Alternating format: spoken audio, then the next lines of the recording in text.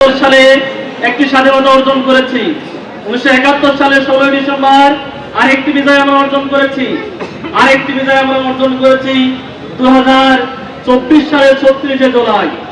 আপনাদের অবগতির জন্য বলতে চাই, বিগত যে কটা স্বাধীনতা আমরা অর্জন করেছি, প্রত্যেকটি স্বাধীনতার পরপরই ভারতীয় আগ্রাসন আমাদের দেশটাকে পিছনের দিকে ঠেলে দিতে চেয়েছে। যার উজ্জ্বল দৃষ্টান্ত হলো আমাদের শরীফ উসমান হাদি ভাই। আপনারা নিশ্চয় দেখেছেন, ভারতীয় মদতপুষ্ট আমাদের দেশের কি আওয়ামী সন্ত্রাসী কর্তৃক উসমান হাদি ভাইয়ের উপর যে আক্রমণ হয়েছে, এই আক্রমণই প্রমাণ করে ভারতীয় অধিপত্য এখন বাংলার জমিন থেকে মুছে যায়। এই যুব সমাজ যে শরীরে এক ফোঁটা রক্ত থাকা পর্যন্ত ভারতীয় কোন আধিপত্যকে আমরা মেনে নেব না। ন্যায় ও ইনসাফের তরে এই যুব সমাজ আবার জেগে উঠবে। আগামীতে যেই যুব সমাজ জেগে উঠবে, যেই সমাজ প্রতিষ্ঠিত হবে, সেটা হবে ইসলামের সমাজ।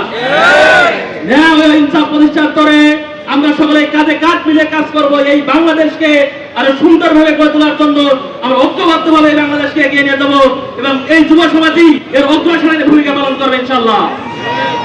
সম্মানিত ভাইরা, এই যে মহান বিজয় দিবসের যে শিক্ষা, আমাদের একটা শিক্ষা এখান থেকে আমরা গ্রহণ করি, ভারতীয় আধিপত্যকে আমরা রুখে দেবো ইনশাআল্লাহ।